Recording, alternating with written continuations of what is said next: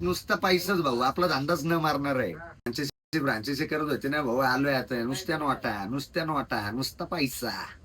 हे बघ एकच सांगतो, फ्रांचायसी पाहिजे ना तुम्हाला, फ्रांचायसी ज्याला जेन्युइन पाहिजे त्याच्यासाठीच फक्त हे उगाच पापड पसारा नाही.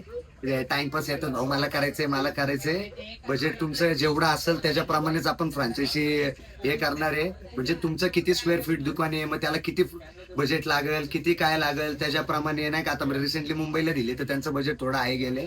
ठीक आहे, 4 फ्रांचायसी ऑलरेडी आपण दिलेले आहेत. त्याच्यामुळे आपल्याला कस्टमर आपलं काय टार्गेट आहे, कुठं आपल्याला आपल्या कस्टमर साठी आपण काय केलं पाहिजे हेच कोणाला अजून चकनावाल्याला समज नाही. भरपूर चकण्याची दुकाने आहेत, पण चकना अड्डाच का या गोष्टीसाठी, चकना अड्डाच का, परत एकदा सांगतो, चकना अड्डाच का. या रेमंडची ऍड जशी आहे, रेमंडची ऍड एखाद्या झोपडपट्टीत लावून चालत नाही. त्याला माझ्यासारखं स्पाईन रोड हवा, त्याच्यानंतर विमाननगर हवं, मॉडेल कॉलनी हवं, तिथंच ती रेमंडची ऍड चालू शकते. तसंच चकना अड्डा पण तुम्ही सगळीकडे चकण्याची दुकान आहे, पण तुम्हाला धंदा कुठं करायचा हे मी तुम्हाला शिकवणार.